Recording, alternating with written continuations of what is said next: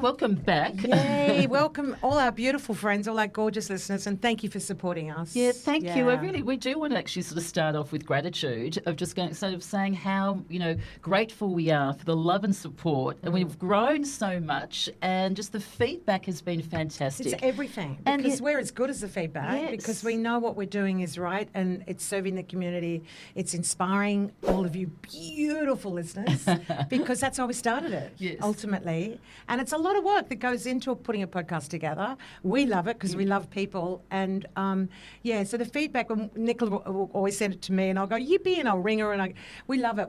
If it's negative or positive, either way, we're going to learn. Exactly. So just keep it coming in, the good and the bad and the indifference, know. So the next guest. The next guest is sort of someone who we're really excited about. And just before we do, we're just sort of on that sort of subject of our next guest too, is sort of with the imposter syndrome. And you've all heard of that, I'm sure. Yeah, some of you may, some of you may not. Absolutely. What about yourself, Di? Have you ever sort of had look, I feelings? could go into depth, but look, we really just want to share Alison with you. But if I quickly think about it, when my husband left, when the start of my divorce after a 36-year marriage, I would go out, and whether I was walking or talking, funny that, the beach and in Woolworths, whatever. How are you? Hi, and I go, great, fab, thanks. And I acknowledged I was wearing a mask, so it was a classic imposter syndrome playing out.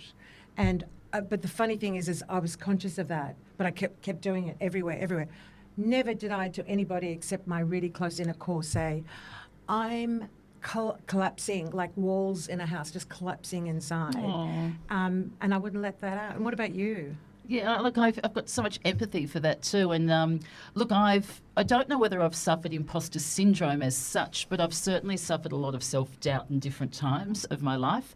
And I understand what you're sort of saying, and I think sometimes there is a time maybe to put a mask on. It'd be really good to ask Alison about this and the difference between that to then the whole thing of the full imposter syndrome. But there's various types. Yes, yeah. I was not being truthful. I was... My narrative was putting out a positive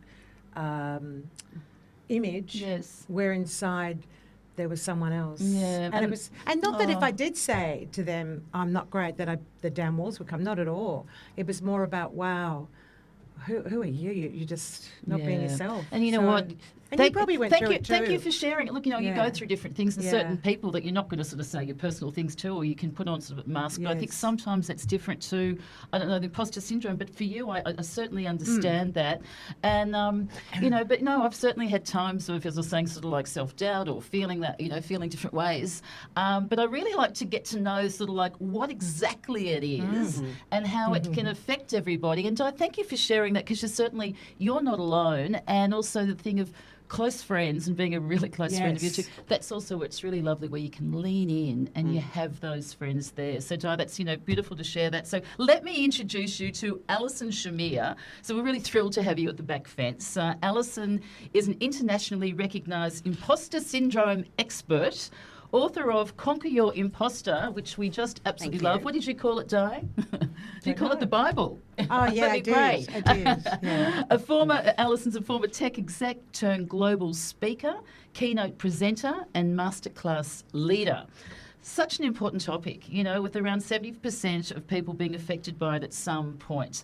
Alison's created a wonderful book toolkit to help us understand it, recognise it, and finally overcome it. So we're really excited to learn more. So welcome to the back fence, welcome, Alison. Thank you. Thank you, ladies. I'm thrilled to be here. Yeah, I'm sorry the studio's hot today. In Sydney, it's very, very hot today. I actually like the heat, so right great. now I'm doing... Wow. I am a summer baby who likes the heat, it. so right now I'm doing pretty good. Well, look, for all our listeners at this present moment, if you understand or have heard about imposter syndrome, or you're going through a challenging time, come back to the podcast if you haven't got time today, with a glass of wine, a glass of water, or a cup of tea, because in my opinion, I did call it the Bible, because I believe that the tools in here are truly authentic and relatable. And to be honest, there's so many people on the mouse of the wheel who are not happy, who are not free. They've got chains around themselves. Listen to this podcast. And so let's start with, what is imposter syndrome? Well, you've already mentioned masking, and I'll come back to that, because I think you both already covered a key point, that masking is part of imposter syndrome, but you can be masking without imposter syndrome as well. So masking itself is a standalone concept, and I'll circle back to that. But to your question, so imposter syndrome is when you, the individual, believe that you're not as talented, qualified, competent, or intelligent as other people perceive you to be, despite evidence of competence and success. So just to be really clear on that, imposter syndrome, the name imposter syndrome or imposter phenomenon, comes from believing you're some kind of intellectual fake, phony, or fraud in your own career or life. Again, and this is the kicker point, despite evidence of competence and success. So you cannot experience imposter syndrome if you don't have a high degree of competence and success.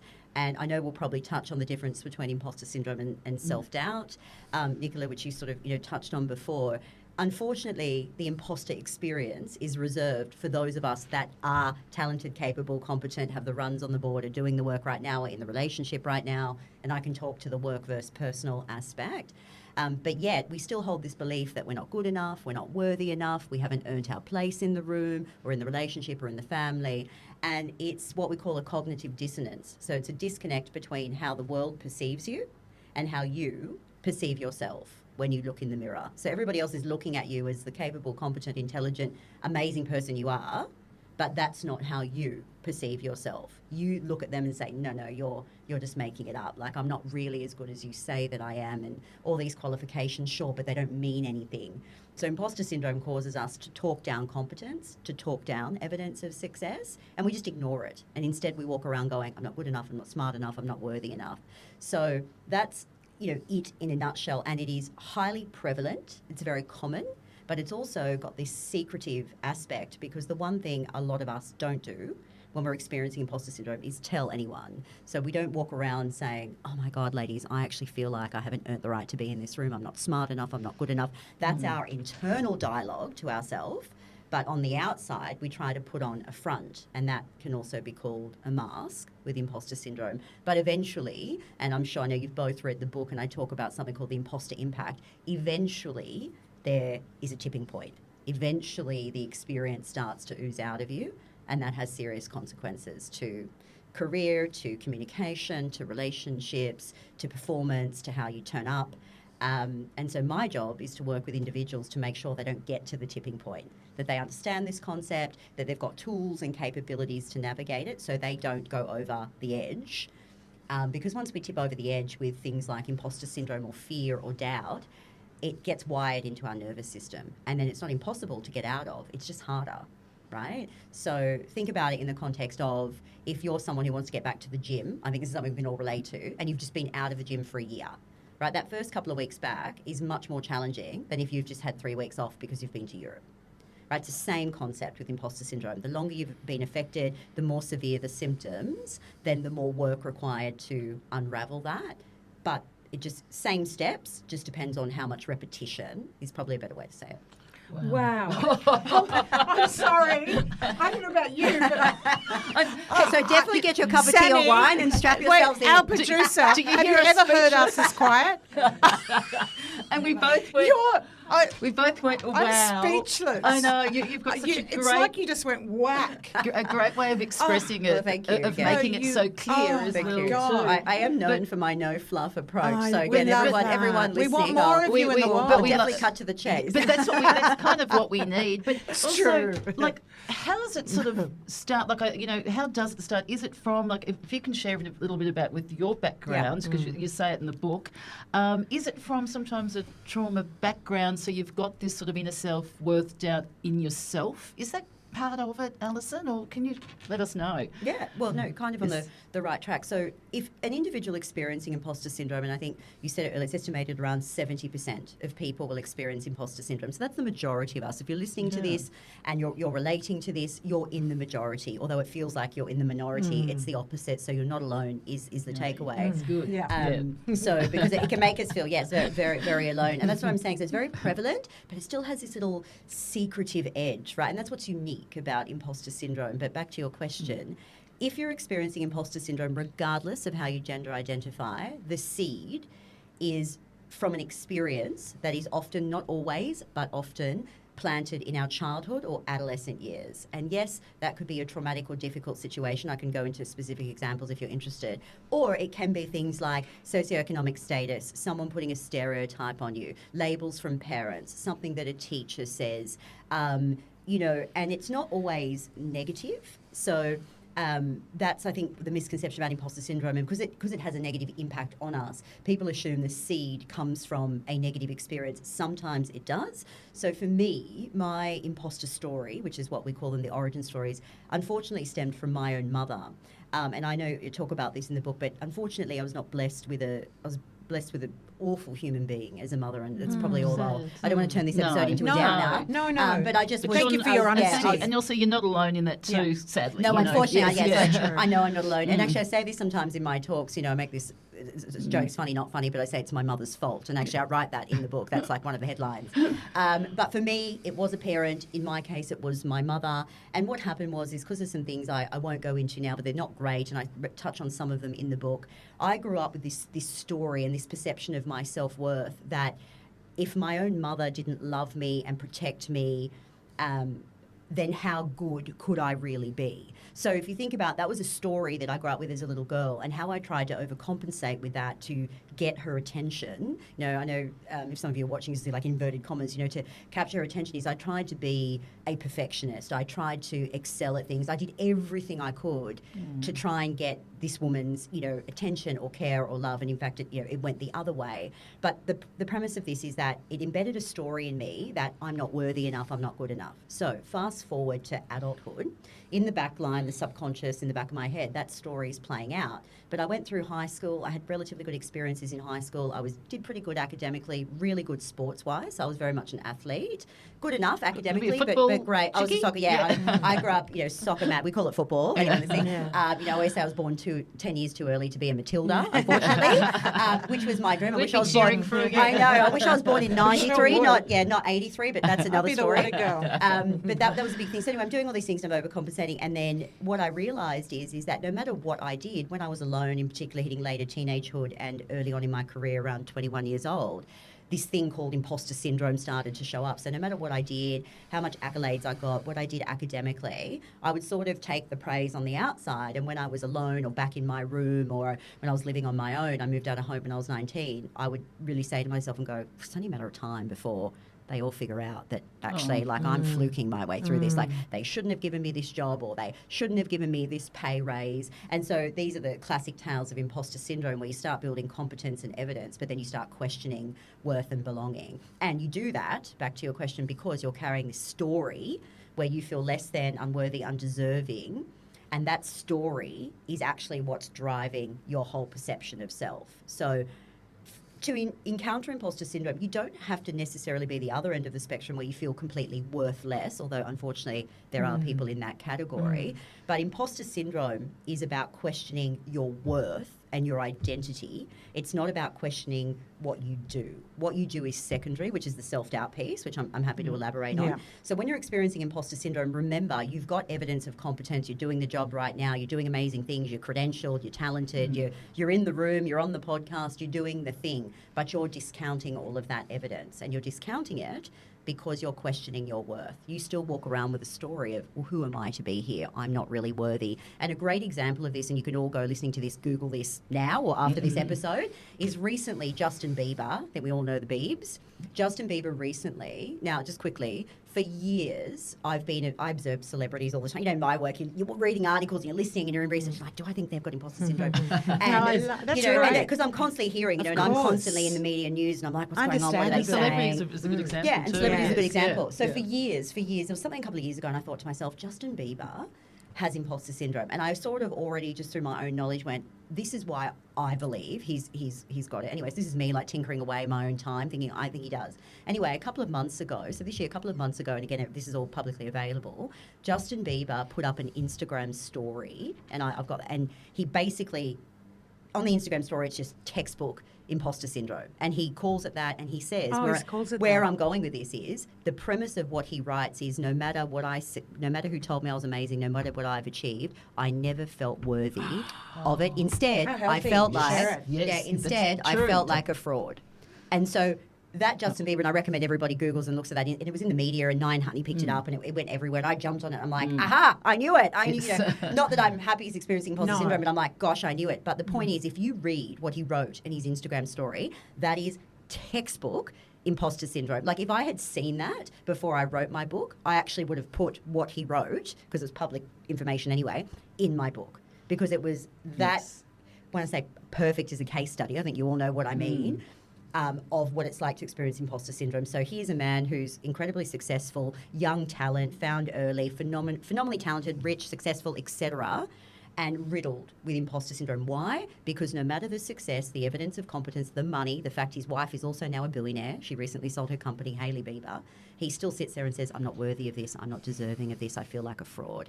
So we don't want to be that. I say to people say, oh, well, you can still get to a height of success with imposter syndrome. There's celebrities with imposter syndrome. And I say, sure. Now look into their story, look into their mental health and wellness, because I think you both know, and we all know, you can have all the money in the world. If you are clinically, mentally impacted, sure, money might buy you some better medical treatment, but it can't buy you your mind back. It can't buy you necessarily your mental health and wellness back. Health is wealth. Health isn't is it? wealth. Yeah. And so where I'm going with that is, sure, you might have some money or get to a height of success, and we know money's important in success, but you're going to be discounting that anyway with imposter syndrome. But however, if you lose control of your mind, if you lose control of your self-perception, and we know, and you'll both know from the book, that can lead to clinical depression.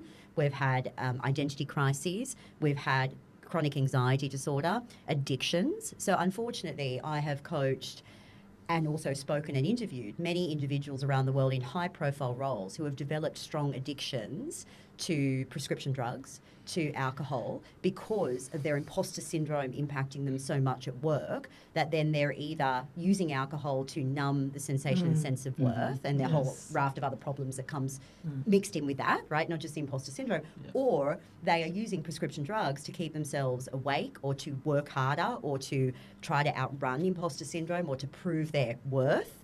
Right? And so they think, well, I'll just work 24/7. Now, you can't work 24/7. So what do? You take drugs and stimulants to stay awake. And then that creates an addiction. So, again, there's sort of the other end of the spectrum. But to be clear, imposter syndrome has a scale. Not everybody experiences it at a severe level of this intensity. It can be moments or momentarily in time. What's important is that you understand your experience with it. I think coming back to your original question, and that we focus on the individual's journey. And can I just sort of get in there? Seeing you brought up Justin Bieber, and it's such a great example of it. But by him now shining the light on that, exposing it, saying it publicly, you think that can only help everyone else, and and helping himself now. It would have been good, they're revered. If you could get people could have got treatment or the tools to before you get to that stage of to that. But is he now that he's actually sort of said that and shining the light, and this is what's happened to me, I felt that way. I think that's kind of courageous by saying it. Is he on the way now? Do you think of sort of like a road to recovery? Is that sort of someone listening going, look, actually this is how I feel? Is that a good first step? Yes, definitely acknowledging that. Firstly, it's a real thing, because a lot of people with imposter syndrome, me included, back in the day, that you think it's just you. You think you're in your own head. You're like, this is just me. Nobody else thinks like this, right?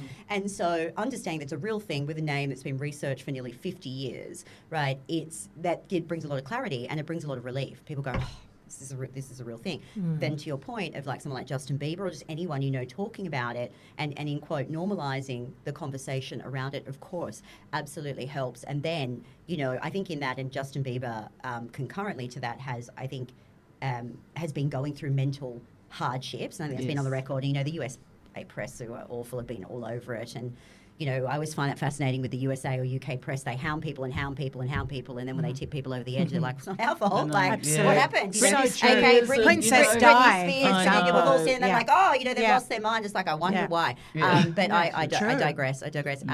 But yes, I think it's helping. But also, it seems that he has a raft of other mental challenges at the moment that good on him, again, being brave, owning it, discussing it. I think that's super powerful. And no doubt, I mean, I'm assuming, I don't like to assume, but no doubt he's getting great support behind the scenes. Yes. Clearly he can afford the best support, whether that's psychologists, whether it's medication, which is often and sometimes needed, and that's not a bad thing at all.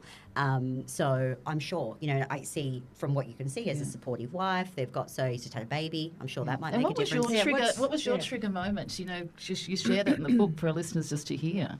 My personal one? Yeah. So for me, my major debilitating episode with imposter syndrome happened 12 years ago. So it was 2013. I was at the height in my previous life. I know you shared it in the intro in technology. So I spent a long time working in the technology sector, predominantly for American companies. I was always highly ambitious. That had something to do with the imposter syndrome as well, because I was always trying to go up and up and up and outrun it. But I was successful. So I was gaining the success, the promotions. Anyway, get to 2013. I was 30 years old. I was at the height of my career at the time. If you could sort of jot down the corporate dream, great job, being flown to the US and around the world for free, great salary, bonus payments. Like, I had to work hard. You're rocking it. Yeah, I was rocking it. No, at 30, right? You can imagine I'm like, life is good, right? Didn't want for money, it was great. And then, but what happened is that was a big role and the pressure was building up, natural pressure. But because I had this thing, imposter syndrome, on this particular day in 2013, I was getting ready for a very important meeting, and I'll tell this story very quickly. And the story playing out in my head, which was, this is the meeting, Alison, this is the meeting. They're all going to finally find out you shouldn't be leading the team. They should have hired John. You're going to look like a fool. You're going to lose this deal for the company. This really, nasty stories were playing out in my head, and I was literally pacing up and down my office like I must have looked so strange to the boys. And then the anxiety got so bad that I had to flee to across the main floor to the bathroom, where I had a severe panic attack, and I actually passed out in the bathroom stall. And and you're thinking at the time, like, this is all just going on so quickly. And I had to pull myself out of that day. I actually had to go to that meeting, so that's a whole other saga and story. And when I took myself home later that day, I thought, and I remember the taxi ride home. I lived in Woollahra in Sydney at the time. And I remember being in the taxi from Pitt Street in the city to Woollahra, just leaning on the back of the taxi the whole time going, this is not normal. What the F is wrong with me? Am I losing my mind? Because you have to think, things are good, like on paper, your life is good. So you feel like you're losing control. Like you feel a bit like you're just rattled. Anyway, got back to Woollahra, sort of rolled out of the taxi, and I just think, I don't know what's going on here, and then I went on a desperate hunt for information. I sort of tell parts of this story in my keynote talks, and ended up finding something called imposter phenomenon, which is the name of imposter syndrome. It's commonly known as syndrome now. Quick story on that. The name changed to syndrome because in the early 1980s, a man decided to write an article on imposter phenomenon. But instead of calling it phenomenon, he called it syndrome. And his article was published in Vogue in the USA. Now, Vogue was still a big deal. It was a big deal in the 80s, right? Absolutely. And because that article went live in Vogue, syndrome took off. And so there's a little fun fact story about when someone say so it has nothing to has nothing to do with medical syndrome, has nothing to do, and I know, and people might be going, what? Like, it's such a big word, but there's just a little fun fact story on the side. Anyway, so I realised I was experiencing imposter phenomenon. Back to the other part of your question, it brought me such relief. Because I don't know about you two or anyone listening to this, but whether something is good, bad or ugly, I want to know. I'm that person who's like, better the devil you know. Like, just give me the information so I can deal with it, so I can cope. I don't want any grey, So for me, finding imposter phenomenon was a real thing, etc. I was experiencing and I wasn't alone. To me, was massive relief. Did you find that yourself, that research? Yes, on hunting through the research, yeah. I spent the entire night, basically that day I'm talking about, I came home, I did not sleep for 24 hours. Also not great when you're already at the height of anxiety, right? But I was so wired. I think all of us can relate in some parts of our life where you're just so wired, you just don't sleep. You just don't sleep for overnight, or you're just awake, right? And so that was me, and I went hunting. And then once I found the first article, which was by the founders, Pauline Clance and Susan Imes, and this is all public if anyone's interested. Of course, it's referenced in the book as well. I'm like, oh my goodness, this is it. And then it just turned into this wonderful, once you've got one little sniff on the internet, right? And back then it was Dr. Google. And I tell this story in my keynotes as well, which is funny because back then I was Google doctoring myself. And it's funny, not funny, because as we know, we Google doctor ourselves and we go from I've got a cut on my skin to, I've got cancer. Like, it's not a good thing to be doing when you're highly anxious. Anyway, for me, I found the info. Then it just created this I call it like this spider web of, okay, this is the real thing. So I'm going to go down this rabbit hole. Now I'm going to go down that rabbit hole. And then at this stage, because the first paper on imposter syndrome, imposter phenomenon, and please use whatever language you're comfortable with, was 1978. So I'm in 2013. So there was some meat on the internet. And there was lots of research at that time. There's a big bunch of research done. So it brought me relief because, to be honest with both of you, I just went, oh my goodness, like I'm not losing my mind. I don't think I've ever been more relieved in... You could justify it. Yeah, I could justify it. So that's while you're talking, what I'm intrigued about, is there different types of imposter syndrome? There's different levels. Yeah, can you describe those to us? Yeah.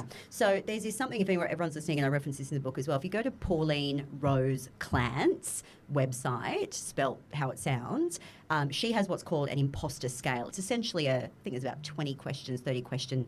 Just call it a test, right? But please, these are just data points. It's not gospel, so nobody, we don't take it as, but it's an evidence point anyway. And so back to your question, there's a scale. So there's essentially four levels of imposter syndrome, and it starts from the word like few. So it happens occasionally. I call them imposter moments. Might be when you get a promotion, might be when you launch a podcast, might be when you meet a new person in a relationship and all of a sudden you feel like, well, I'm not good enough to be in this relationship. It's only a matter of time before they find out that actually they should have chosen another woman or man, or so imposter syndrome plays out in personal situations as well, and right up to intense, frequent and intense. So there's these four levels. Anyway, when you do the Clance scale, it gives you a score, and the score fits in one of those four categories. Again, it's just a data point. We're not, writing anything down in stone or whatever, but it just shows you the severity levels. So yes, there are levels down from, hey, I just got a promotion and I'm feeling this little imposter moment, versus someone like me who had intense imposter syndrome experiences every week. So for me, it was almost every day in my role. So I would say literally the majority of the week and the majority of the day, not every day, but the majority of the time, I was sitting in meetings or on conference calls or presenting to clients. We were selling software and I was like a commercial director level. I'm sitting in these sessions going, when I open my mouth, they're going to know, or I'm going to blow this deal. If I ask this question, I'm going to sound stupid because who am I to be in this room? And so that was the self-talk. And what about the emotions and the feelings around imposter syndrome? Is there something it can trigger that we can go, So emotion, it's a really good question, and the emotional responses are very intense. So in my book, as you know, I write about the difference between emotion and feeling, right? Because they are different. So for everyone listening, an emotion is the physical response in your body. So when your palms go sweaty, you feel a bit nauseous, your face gets flushed, you might get a little sweat moustache. This is what we call emotional reaction. The sweat moustache. Right? Little sweat moustache or whatever we've got going. So for me, I felt it in the pit of my stomach. It was like that, literally you feel like you're going to be sick, right? So that was the worse than butterflies. Yeah, so it's not butterflies. It's like it's heavy. Yeah. It's in there. It's a very nauseating feeling. So emotional reactions can vary, but the strongest. So the emotion reaction is after you feel it. So is you're that correct? Yes, you're in a situation. So you're feeling that heaviness, then the emotion kicks in, or is the other way? So you're sitting in a explain situation. Right, so say I'm invited here today. I have an imposter moment and go, who am I to be on this podcast? Will they finally figure out I'm not really an expert? Right, the crazy stories that come back with imposter syndrome, which we believe are not true. Expert, Alison. Yeah, no, I am genuine. Yeah, I'm definitely done with imposter syndrome. So how would you classify that emotion? So, insecurity or... It depends what label you put to it. So to your point, you've got a physical reaction in the body. Yes. And the key then labels that we associate that common with imposter syndrome are shame, guilt, and embarrassment. Wow, and that is because we already feel like we're an imposter, so we feel like we're fooling everyone. So shame is a core feeling that we associate with an emotional reaction. And shame, if anybody has felt shame, regardless of what has made you feel shame, you can viscerally feel it in your body. Right. Like Brené Brown's big master. That's right. Isn't it? Talks very about much shame. Shame manifests firstly as a physical sensation. You're almost in pain when you feel shame, like physical pain, right? It's rendering somewhere in your body. And then you say, I feel ashamed is usually the feeling you attach to that. Or to your point, you can say, I feel inadequate. I feel scared. I feel insecure. Again, so the labels, those words become the feelings. So the feeling is the label that you associate to an emotional reaction. Okay, and so it's emotional reaction. I get it. Yeah, and not to get too caught up on semantics, but because with my expertise, my job is to provide clarity and sort of me get in the weeds and the semantics, and I don't expect that for everyone. So no, everyone listening to this, like, don't so much worry of have I been calling an emotion a feeling or whatever, but just know there's two parts to it. And I always say to my clients, what are you physically feeling in your body? Don't tell me the word, tell me where it's, and they'll say, well, every time I'm in this situation, I start profusely sweating. Or right before I have to have a conversation with my boss, I literally feel like I'm going to be physically sick. Or they'll say to me, before this, my face goes so red that I actually have to run to the bathroom. Either if it's a woman, either apply more makeup, or if it's a man, wash my face to try and calm the redness down. Right. So that's what we mean about the physical impacts. And then I say, and then how did it make you feel? And they say, well, I was petrified, Alison, or I felt so insecure, or I felt ashamed. So just for everyone listening, that's sort of how we connect the dots. Why is that important? Why does this matter?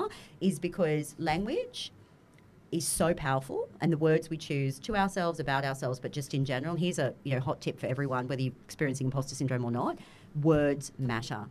The words you choose, and I say in my book, words are weapons, and that's a quote that came from a mentor of mine who's an ex-Secret Service agent in America, right? So she's a badass, right? And I got that quote, words are weapons, and then I add on to her quote and say, they either serve you or they sabotage you.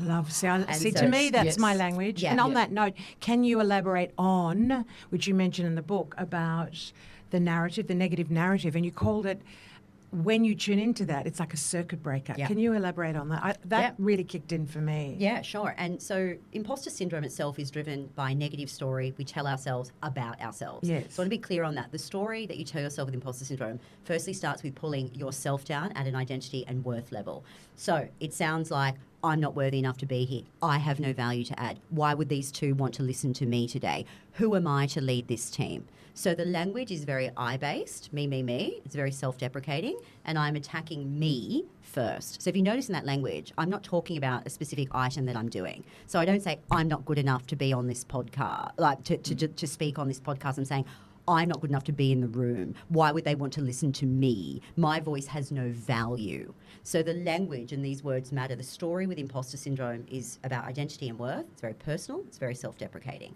Now, if you're outside of imposter syndrome, the stories can still be negative, right? I'm not saying they can't, but the stories then expand into capabilities and things you do and can't do, and they're not necessarily aimed at identity and worth. Now, regardless of what negative story you're telling yourself, back to your question, you must change the story. And this, it might sound so simple, or people might be going, well, yeah, we don't want to be speaking to ourselves negatively. This is science. This is not my opinion or woo-woo. So self-talk is an arm of science, behavioural science, that has been and continues to be extensively researched. And how you speak to yourself basically runs the show. So if you tell yourself, like, let's just do some basic example, the very common. You tell yourself you're fat. Yeah. Right? You tell yourself you're fat. Yeah. Do you feel any thinner? Do you feel any better? No. Right? We feel like rubbish. Right? That's a very cliche one, but it's true. Yeah. Right? If you walk into a room and say, I don't deserve to be here, guess what's going to flow after that, right? Not an amazing performance, or even if you attempt to pull it together, you're not going to internalize it. So the language... So the brain's absorbing that. Yes, the brain's absorbing okay, so what you tell will it. Be that. Yeah, so the brain will believe what you tell it, and your brain is a prediction machine. There's lots of research done about this. So if you're telling yourself a negative story, regardless whether it's imposter territory or just some other reason, right? When you tell yourself that story, your brain remembers. And the next time you walk into a situation, whether it's identical or similar, your brain goes, oh, bingo. I'm going to pull back that same story, and I'm going to pull it again and again and again. Until... And then it gets wired, and it just becomes our norm. Alison, what's the circuit breaker for this? Yeah, We've got a gorgeous producer here, Sam, who's a life coach, and she specialises in self-love too, and very much love that. Yes, yeah, very much. And the words that you say to yourself is so Amen. important. Yeah, woohoo! How do we flip it around? It's our language. You say, what do you do? It's so good sort of to know that, because we've all experienced different levels of that. So when you're saying that, is it time then as a circuit breaker to go, okay, enough, Nicola. Yeah. Stop this now, or what do we do? What's the first tool? Firstly, so in my framework, one of my frameworks, the main one I touched, the Conquer Your Imposter framework, it's 3 key steps, which is identify, intercept, redirect. intercept, and redirect. Okay, I know that's happening. That's You've great. said that. Those three Intercept. things. Yeah. The intercept, the first part of the intercept is the story. The story. In your brain. So And your what was the mind. last one? Redirect, which Okay, is when you're changing the I love behaviour. that. And the first behaviour you change is the story you tell yourself. Yeah. So they're actually the first steps Give in us the some framework. tools. Yeah. So you actually just said it perfectly in that you say to yourself, like, not today, Nicola, or cut this out. Yes, that's a great approach. So if, just to stay on imposter syndrome for a second, imposter syndrome is about the story you tell yourself about yourself. And so you have to intercept that story and you actually have to begin to have a conversation with yourself. So you actually have to talk to yourself. Exactly what you didn't go, oof, hang on a minute. No, Nicola. Like Enough. So this is you to yourself. Yeah. No, literally. Absolutely. And it works, And doesn't it? It does work. It does. And also Yeah. doing it There's a lot of people listening have never done this. No. Yeah, this it's is so good. it's revolutionary So the because tools we're are imperative. intercepting, we're becoming that circuit breaker in the intercept for our brain, right? Because our brain just wants to keep defaulting to that negative story, right? It's wired in. You have to consciously choose. Now, how do you consciously choose? It pipes up the negative story and you go, whoa, hang on a minute. And so for me, when I was overcoming my own imposter syndrome and I sought some medical help and treatment at the time because I was in a really bad state. So I think you all got the gist of part of my story before. It had driven me into a very bad place because it was prolonged and I'd experienced it for a long time, et cetera, et cetera. So just to be clear on that. But a powerful psychological technique which was taught to me was naming the voice in your head. Reason why you do that from a psychological perspective is what's called disassociate. So it means rather than just automatically believing, we bake in a moment to go, oh, hang on, this is not real. There's a bit of a story and something has caused it, yes, but I just need to pause for 5 seconds, a minute, make a cup of tea, get a glass of wine, whatever suits you, and go, I'm not going to automatically believe this story. Yay. I'm not going to let it drive me into the next behaviour. Yes. And so what I was taught, I named the voice in my head at the time Amber, and I can tell you the story about that later. And when my imposter moments would creep, then I was going back to work when I was getting treatment, that sort of thing, it would pipe up and I would literally say, not today, Amber, not today. And so that is the actual statement that would intercept it. And sometimes I'd literally do that, put my hands on it, not today, Amber, not today. Would you verbalise it? I would say it out loud. So that. sometimes it was in my head, but most of the time I would physically say it out loud, So right? Nick, I'm in the car with you. Not today. You Yeah, go, well, that was But- my but statement. also So you can choose what you Today's want. going, But it has to I- come from within, doesn't it? You know, someone else could be saying it. This is all But statements verbalising's to yourself. powerful Yeah. too. So Yes. to your point, Yeah. you can say it in your head if you like, but the power of verbalization out loud, you're right, because then the other senses kick in. So then our ears hear it differently. So we've got, sight, touch, smell, and these sorts of senses. When you speak out loud and your ears or your auditory sense catches it, completely changes your perspective, right? So imagine going along and having a story in your head going, oh my God, I'm so stupid, this is playing out in your head. But imagine then going, oh my God, I'm so stupid, I'm a complete idiot, I look like a fool. You say that out loud and your brain goes, hang on a minute, right? So I just want to give these really practical examples. It's you almost shock yourself. Yes. You go, oh, hang on, shit, like that's not cool. I've got it. Circuit breaker. Yeah. Love So that's really important. So back to you about the tools. Imposter syndrome, starting with that, is about changing the story about your worth, your identity, the who am I question. I've got an exercise in the book of how we do that. But the point is we need to intercept the story and redirect it, which is the other part of my framework. Yeah. And I give tips in the book of when it comes to imposter syndrome, redirecting the story in my work is called an evidence-based statement. So it's not just rewriting your story in any way you want. There is a specific method connecting back with evidence of competence and success and belonging and worth. And I've got live examples in the book in chapter 10 where I'm like, this is how you redirect the story and this is the type of language you need to use. So I want to be clear, it's not a positive affirmation, although I think they're great. They're separate. You can do them as well. Michael Louise Hay was one of the ones in the early days. There's something still to it, isn't it? Yeah,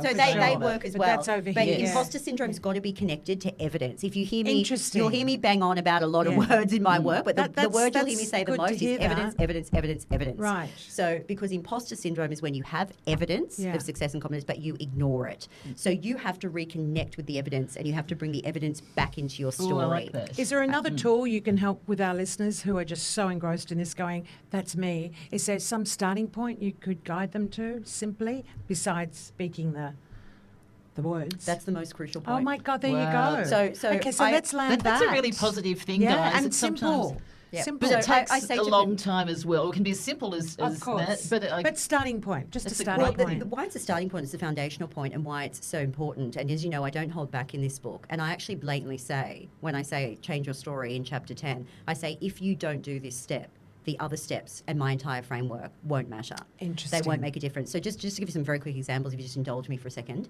is that I coach high-performing high achievers around the world in many industries. I've coached individuals across 11 different countries, from Russia to Asia to Australia to the US. So you can imagine different cultures, different pressures, different industries, this sort of thing. So in my entire time coaching, there has been 2 individuals who, quite frankly, have come into the program and they have just refused to lean in to changing that story. With both of those individuals, I paused my coaching program and I was very clear, and obviously this, I'm paraphrasing here, this was done in a very psychologically safe professional way. Like, if you are not prepared to do this step, you will not be able to take control of your imposter syndrome. So there is no point us continuing our work together, because what happened is they didn't want to lean in and turn the lens on themselves and understand and redirect this story, even though that story was like a domino effect of controlling their actions, their results, self-perception.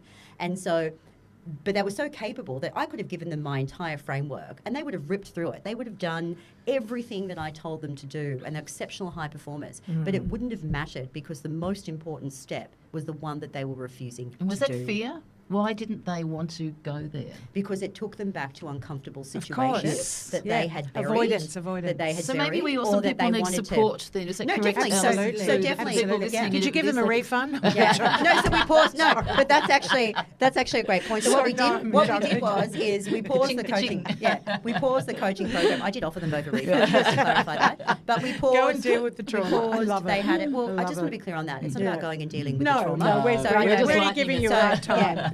Because it's not always a traumatic situation. It's a very situation. important point what you made, though, is that, as Nicola was bringing to the fore, it's just the starting point. It's baby steps. But they didn't want to start the baby steps. Because you mentioned the word they were high achievers. It's not even baby steps. It's actually foundational steps. Foundational steps. So it's a crucial large foundation, step, but it's the foundational step. Yeah. So just let me give you a quick example. I love this. So if you don't change the story and you just go, Alison, just give me the other tools and I'll work on the behaviour and I'll try to break down my perfectionism or whatever your competency, views are and this sort of thing, and you start to chip away at those things, what happens is then when you're alone or you get to the end of your day, the story kicks back in and starts to sabotage your behaviours anyway. So you end up just getting stuck in a cycle of going around and around. So you mentioned hamster wheel earlier. You end up just putting yourself back in what we call imposter or fear-based cycles. No matter how successful they are. No, because what underpins it is the story. So it's your actual origin story, and everyone's got a different one. That's right. So it's understanding the origin story, but then it's in making sure how is that origin story manifested into the story you tell yourself, which is not your fault. So let me use myself as the case study. Yeah. My origin story is my mother, the horrible stuff I went through perpetuated by her, right? That's the origin story. But that origin, those experiences turned into a story I told myself of, I'm not worthy of my own mother's love, or my own mother doesn't love and protect me, so how good could I really be?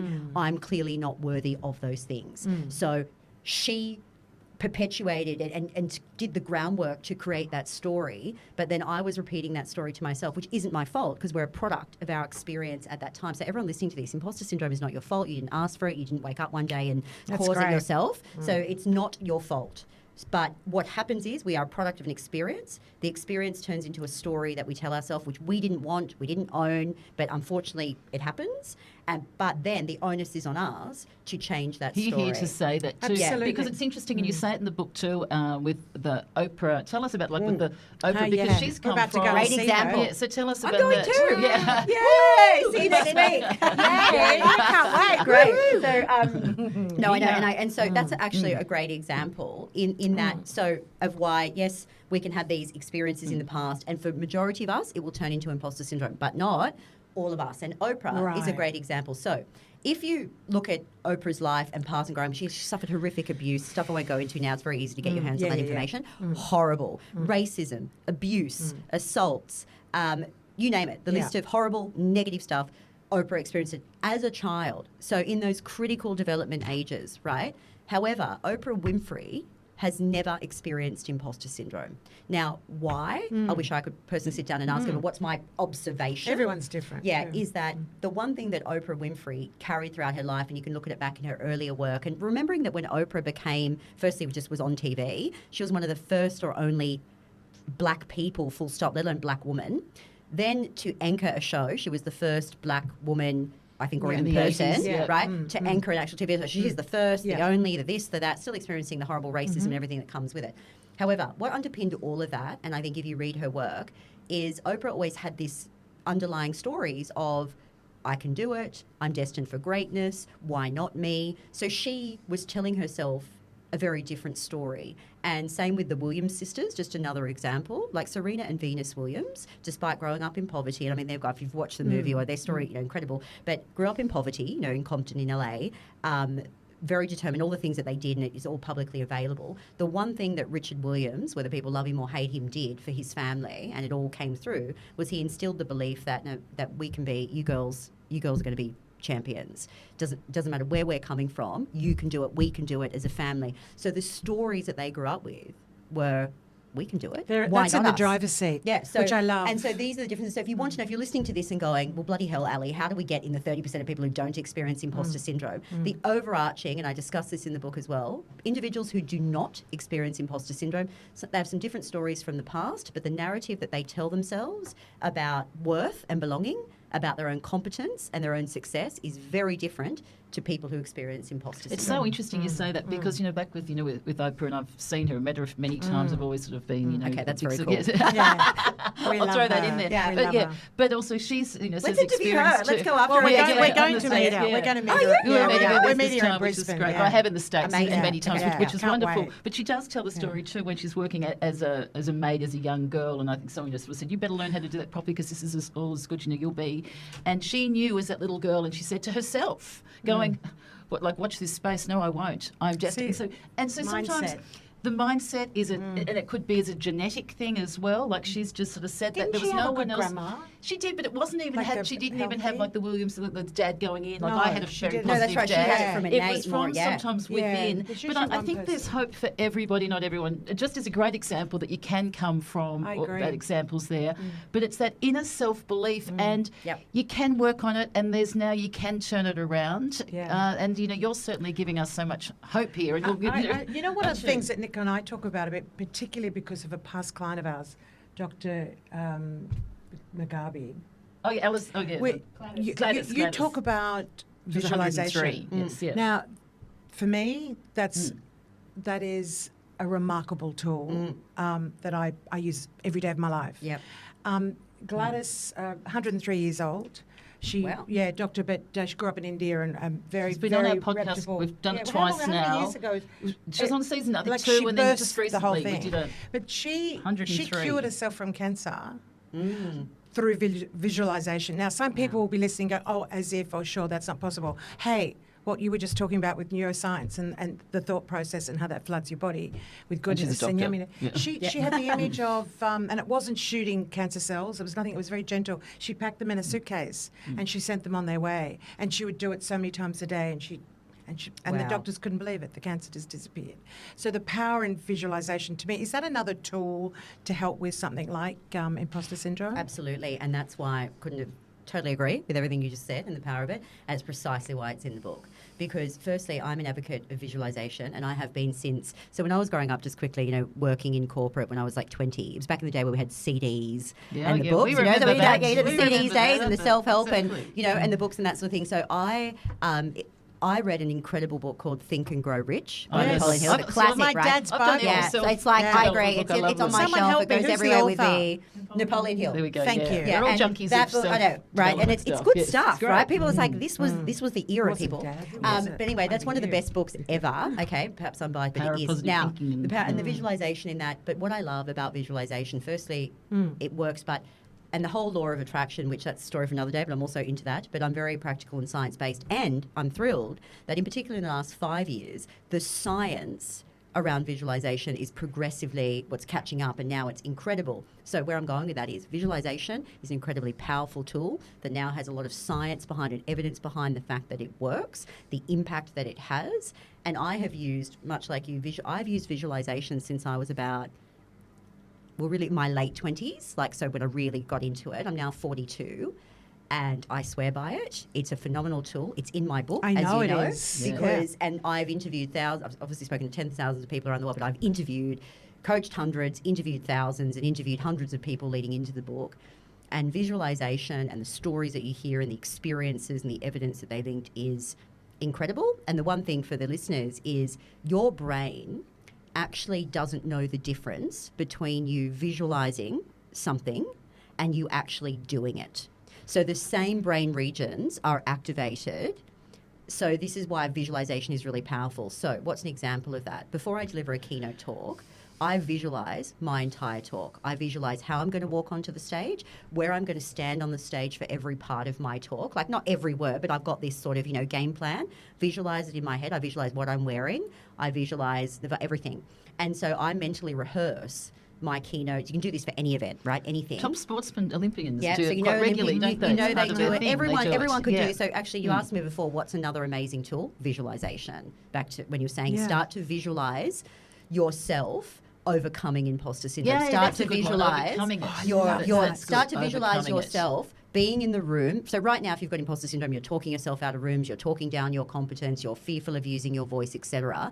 Take that moment that you are most fearful of and visualize the outcome that you actually want. And again, it activates the same brain regions as physically doing it, which is why athletes use it a lot. And I think that's the most remarkable thing, because if you just think about that for a second, and obviously the science has backed this up, just think about for a second, like that you can close your eyes, we can keep your eyes open, close whatever. And visualize a moment, an experience, something you want to say, something you want to deliver, something you're about to walk into. You're already activating those regions in your brain. You're already telling your body this is happening, and you're not even there yet. So imagine when you do get there. So imagine the runway you're creating for yourself. And so it's an incredibly powerful tool. I use it with all of my clients. We're all living proof of this. You don't need to be a sportsman, guys. No, do it at home. Do it in the shower. Yeah. Do it while you're cooking. Agreed. Do it walking the dog. Whatever you do, and it's you a can great visualize. also intercepting one as well. I think it's a great thing for sort of like, for the end result that you want to do it. But we sometimes know that high achievers get that end result, but still inside that they're sort of like, dying inside. But this is a really good thing to stop that imposter one, is then visualizing you overcoming it. I think that clicked in for me. That's I agree. so sort of powerful. So we've got sort of like the words you say to yourself, visualization. What else can we do? Well, I think that's it's again redirecting the story, but then on top of that, pay attention to the language and the words that you use. Now, for everyone listening to this, I don't want you to sort of freak out and think I've got to study every single word that comes out of my mouth every day. We don't want to do that. Right. You want it simple. That's not what I mean. But pay attention to the language that you use. Pay attention to the way that you describe your experiences, speak to yourself. And I've got something called the wheel of emotion. It's called a feelings wheel, a wheel of emotion in the book. You can Google this as well. There's many publicly available resources. You don't have to buy the book. But what it does is it gives you other words you can use, or it opens up your vocabulary. And even just picking a different, so rather than going, oh my God, I'm really scared, go, well, are you really scared? Or are you feeling threatened? Or are you feeling insecure? Or are you, so each word, and again, not to get, semantic on this, but it does matter, offers a different response, reaction, and view. Do you know what I like you've said too? I've heard you say, and I think it's one of my favourite things, like if you're sort of going nervous or about to do something, they're going all these things in your mind, just go, hey, enjoy it.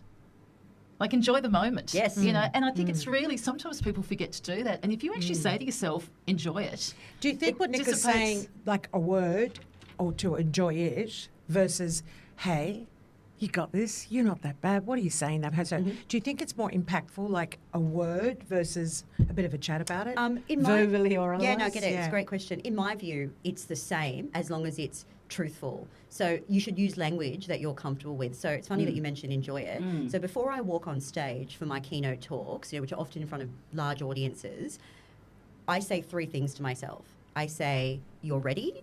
I say, serve the audience. And I say, enjoy the moment. Woo! Right. That's so good. I just think and it's such a great thing. They are the three things. Connects. Yes, but I say, and so they relate to me. I'm going to say those three things. Yeah, but I do it before any sort of major thing or something that might bring out more nerves in me, and it's my way to center myself. It's my way to reaffirm that I'm ready. So it's not about my imposter syndrome anymore, but I still talk myself into those spaces. But back to you, I love that. I say to myself a word that resonates with me is I say, enjoy it, because if you're enjoying it, A, we know all the benefits of enjoying something, but B, when you're enjoying something, you're present.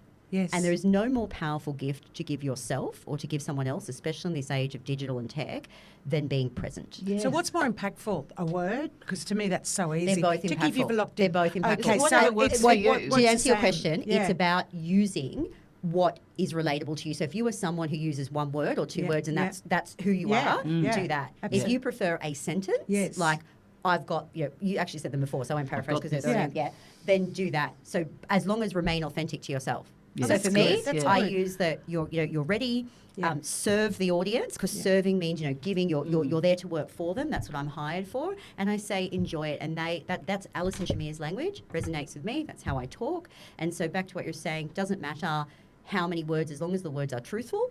Right, and as long as they are your language, because your brain has to know, no, this Truthful, is me. I'm your owning language. And does it Love come that. back? Is it something is it like a temporary sort of fix, this thing, or is it will it come back? Yeah, it depends on who you are in your situation. So for me, my imposter syndrome has never come back. But like every human being on the planet, I still experience moments of self-doubt, Yeah, of and I still have course. fears. Well, that's We all been have fears human. and That's doubt. been human. That's right. So, Yeah. so Yeah. and I navigate through Sam, that it's been human. Yeah. with all Yeah, the okay. tools. So for some people, they eliminate imposter syndrome entirely and then just manage the fears and doubts as they come up. Yeah. But for others, and this is why I use the word conquer. At its core, conquer means control. Yes. So I say that to conquer your imposter means that you're controlling it's not I controlling love you. that. we love Because I don't that. like Yeah. the word control, but that That's works right. for So me. that's that how resonates. that was really important to Yeah. me. So then, what does that mean in the context of your question? In that people get a handle on their imposter syndrome. So if it does pipe up, they jump on it really quickly and go, "Ooh, no, hang on, this is a bit of an Oh, see, imposter that's moment," good. and they intercept, right, and they're able to talk themselves down faster, which put the means fire they're in out. control. That's right. And but Yeah. also acknowledge, because we're Got the human, and go, hose. well, hang Yeah. on, actually,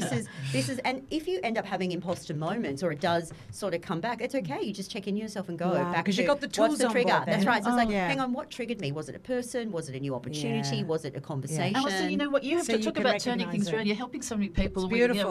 running out of time, unfortunately. And the but, coaching we'll talk about on our and you show do notes. coaching as Yeah. well. Is Yeah. that correct? And we'll put all the info on our show notes. But Yeah. also you've got the two. I just want to quickly just say this too. You've got like comparison is the thief of joy. So how does that sort of play out in imposter syndrome? Because we all kind of know that, if you compare A yourself. lot of women do it too. Yes, like, oh, she can do it because she's got that, or he can do it, but... Well, I think comparison predominantly is a self-sabotaging behaviour. So that's the core takeaway. Yes, it's the thief of joy. However, I've got a flip on comparison, which I call the comparison coin, because I call it comparison for admiration works in your favour, comparison for self-deprecation works against you. So I actually great way to believe finish. Great that way to do Beautiful. that. Yeah. See, turning it around yeah, again. high performers, and I want to be very clear. This comment's been. I've had people push back on, like in articles I've written, and this really stirs some people up sometimes. But that's fine, because this is We my like a experience bit and of my work. stirring up. Yeah, but I believe there is a positive side of comparison if done through admiration. Yes. And Yeah. that's I Can agree. spur you that's on. what I'm I agree about. with that. Let's spur you on. So as long as we're not Yes. self-deprecating and That's talking different. ourselves down, there are aspects of that, and people will be like, oh, well, we shouldn't be comparing it. I'm like, no, that's just a word. It depends on how you look Yeah. at it and the context it's Absolutely. in. Yeah. So Amazing. no to negative comparison, Yes. no to comparison Yeah. that makes you feel like rubbish, Yes. but lean into something I call comparison, as admiration. Admiration. And that means being inspired and, aspiring with the people around you, being inspired and taking elements that inspire you and turning them into yourself, being authentic and using them to spur you forward is a really great tool. Being authentic, that surfaced a That lot. I love certainly it. is As well. usual, Sam, we're so out of time. Well, it's That's been a the norm pleasure. of it. Thank you. That's Oh, the but we norm could, for us, we could Alison. do part 2, Yeah. 3 or whatever. It's We such could, an couldn't we? interesting topic. Actually, and I'd love to get Alison back Yeah, it's- and go it's- more specific with the book. But it's, So- you're helping so many people got some from your questions own for personal her. experience. So Do you wanna go first? certainly do. Now, if you could share a back fence with anybody on planet Oh. Earth, Alison Shamir, who Yeah. would it be and why? It would actually be the Beckhams. Okay, Oh, so wow. bend it like That's- that. that's- Wow, I like both this. of them. Both of them. So Okay. the Beckhams. Why? So I grew up. My dog, my fur child. I'm a mother to a Labradoodle. His Hang name's on, I've his got name's a cover Beckham. dog. Yeah. Okay, yeah, His name's Freddie. Beckham. So that shows. And I grew up being a footballer, as you said. So I was a big fan of David Beckham. Anyway, big Of fan. course. Big movie. Big, Of big course. fan of the Beckhams. Have always been. I've been a fan of David Beckham before he even had a tattoo on his body. So we're talking like way back, right? Junior Yeah. football. So I really do love and admire the Beckhams. He's a knight or something now, isn't He he? is. So Yes. Beckham now, Yes, so David, yes, sir. and Lady Victoria, and in particular, recently, I know they both did the Netflix series, but watching Victoria Beckham's Netflix series as well, I've always had a lot of respect for Victoria Beckham. I've always believed people never gave her credit for how strong and talented and intelligent she is, and I think her Netflix special really shone the light on that she's actually an incredible woman, she individual is, yeah. in her own right. I love. Makes good lipstick too, doesn't Yeah, she? She does. products. So I think She there's does. a bit in Oh, a every. bit of a lot of lipstick style. queen I think here, I think I Alison. could sit She's down gonna and have a few coffees and red wines with the Beckhams, Yeah. and we'd be best friends. So if you're listening Well, to I've this, never heard that one. That's a great one. Okay, your next question. What makes you happy? the privilege of controlling my time and being able to do whatever I want with it. Ooh, So but you've created that. yeah, which I work Love hard it. to create because just quickly as well is that I love, nice things in life and travel and this sort of thing, but I really love the simple things in life, like swimming in the ocean, being in the sun, sipping a good coffee, being with loved ones, being very present. Walking your doggy. Yeah, walking the dog. And so I love those simple things in life. They bring me joy. And I love that I've worked hard to create now a company and a role that allows me the privilege of actually controlling my own time. And I think that, and yes, I've worked hard for that, but that's a powerful thing for me. Go, Well said. you Well deserve it. said. And just quickly, what Yes. advice would you give your 20-year-old self? If you could turn that clock back. That your mother doesn't define you. Ooh. Oh, wow. Ba-bow. Ba-ba. Give me a high five on that one. Yeah, Love that wow. one. That has Love just that been one. so good. So Amazing. Thank you I'm again. sweating in here now. Thank you. Sorry. I know, it's pretty. Wait a minute. What did you say about We've got the top. We've got the sweating? This is what I was Can we thinking say too. top? Exactly. I'm like, I'm going to get a sweat mustache in a minute. Like, I'm like, Macedonia. Better than the hair one, I love so. it. I love my hair's that. going to be out here. Oh, hey, but look, everyone, thank you for listening. Yeah, thank you thanks, for coming guys. and meeting us at the back. Please. Yeah. Full of information. It's incredible. Don't forget Conquer to your rate. imposter. Yeah, rate and review. We'll have all the information Available there. across all platforms, We like, everyone. it's on YouTube, so you can amazing. subscribe, Fabulous. watch it on It's YouTube. brilliant.